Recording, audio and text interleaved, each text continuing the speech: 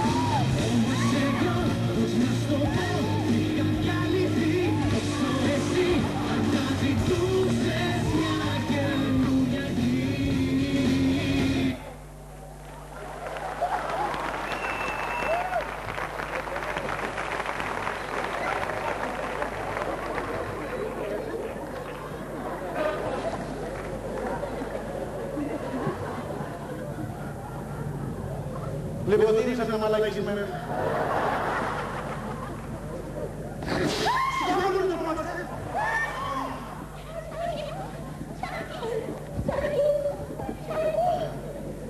Σιγά κορίτσια, θα μου σκίσετε Βαλεντίνο, κύριε Βαλεντίνο.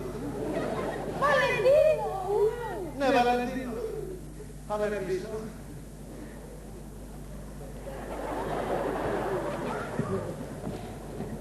Εγώ.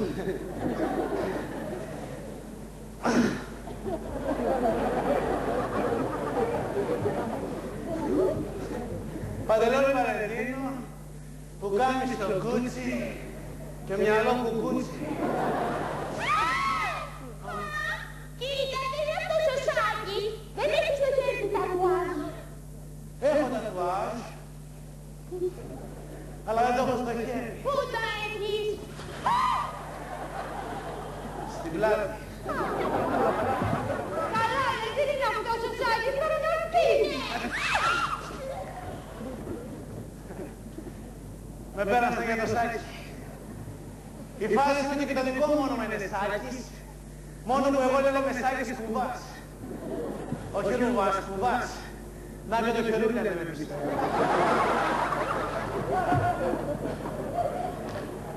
Αλλά μ' αρέσει ο Σάκης. Γι' αυτό είμαι ντυμένος έτσι. Είμαι φαν του. Δηλαδή ήμουν φαν του, γιατί εγώ δεν ζω πια εδώ κάτω μαζί σας. Την έκανα πριν από μερικούς μήνες για πάνω. Από εκεί έρχομαι τώρα. Μετακόμισα από την Πεύκη στα Πευκάκια. Αστείο, Το θέμα είναι πως επήλθε το πειραίο αυτό γεγονός. Ήταν απόκριση. Λέω δεν δίνουμε ρουβάς να πάω στο καρναβάλι της Πάτρας. Ευκαιρία να στρώσω και τα μάξι. Το είχα πάρει 2 χρόνια πριν.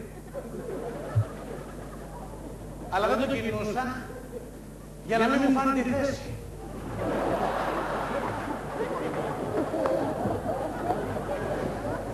Ξέρετε τώρα πως είναι το πάρκινγκ στην Κυψέλη. Εγώ στην Πεύκη έμενα, αλλά το πήρα πατεροσοφία στην Κυψέλη. Και με το που βγήκα από το μαγαζί βρήκα πάρκινγκ.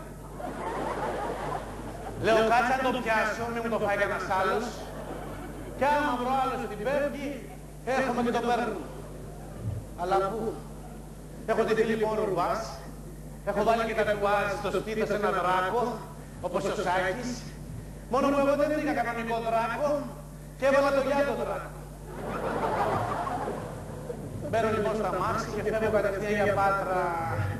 Με το που φτάνω στο Ρίο, λέω δεν πάω μια βόλτα απέναντι, απ' την καινούργια γέφυρα, να δω και πώς είναι. Νόμιζε ο ηλίθιος ότι την είχε φτιάξει τη γέφυρα Ρίο Αντίριο Λαλιώτης. Την είχα δει έτοιμη στο προεκλογικό πρόγραμμα του Πασόκ. Πού να ξέρα ο μαλάκας ότι ο άλλος ο μαλάκας την είχε φτιάξει τη γέφυρα μόνο σε μακέτα. Βάζω μέσα πέμπτη, το σανιδώνω και σφαίρα για απέναντι. Και ξαφνικά βρίσκομαι 20.000 λεύγες κάτω από τη θάλασσα. Δύο άνθρωποι το έχουν καταφέρει αυτό. Εγώ και ο Ιούλιος Βέρνη. Τώρα θα μου πείτε καλά, δεν άνοιξε ο αερόσακος. Άνοιξε. Του συνοδηγού. Ο δικός μου κόλλησε. Να το ξέρω, θα καθόμουν δίπλα και θα οδηγούσα έτσι. Έτσι, ο καλλιτέχνης για να λυθεί θέλει χειροκρότημα. Τώρα εγώ έχω τη λυθεί. Φτάνει.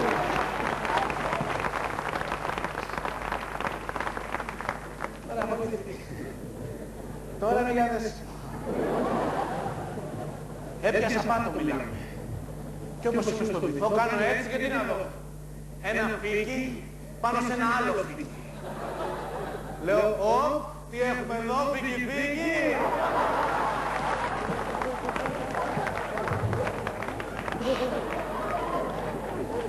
Γυρίζω από εκεί τι να δω. Κάτι μπαρμπούνια, κάτι λιθρίνια, κάτι αρωγούς, κάτι σε γρήγορους, κάτι σε πολύ αρωγούς, κάτι σε πολύ γρήγορους. Να δεν είναι στα μάξι. Και λέω, όχι ρε, πως και να μην έχω πάρει μαζί μια πεντονιά. Τέλος πάντων με τα πολλά, μέσα σε 5-6 ώρες, έρχεται ένας γερανός, με παίρνει, για να με πάει στο νοσοκομείο, στο Αίγυπτο. Έτσι, χωρίς να με βγάλει από τα μάξι. Γυρίζαμε μέσα στην Πάτρα. Ο γερανός μπροστά, το κινητό λιδρίο από πίσω, και εγώ μαλάκα στο τιμόνι το έπαιζα ακουστό. Τον έχετε ακουστό. Μαλακία αυτό, Πέσαμε και στο καρναβάλι της Πάτρας, εκεί να δεις χειροκρότημα. Χρόνια είχα να δουν τέτοιο άρμα. Αφού πήραμε και το πρώτο βραβείο. Και να φωνάζω εγώ το οδηγό. Πού με πάτε, ρε Καραγκιόζη! Καραγκιόζη! Τι? Κάποια στιγμή φτάνουμε στο νοσοκομείο, δηλαδή ποιο νοσοκομείο, και το νοσοκομείο σε μακέτα μου το δείξανε. Το 2006 θα είναι έτοιμο. Το 2006 ο κόλλος θα την αφέξει. Δεν ήξερα τι να κάνω. Παίρνω τηλέφωνο την ασφάλειά μου, το σηκώνει ένας τυπάριος, μου λέει «Μένα κουντά».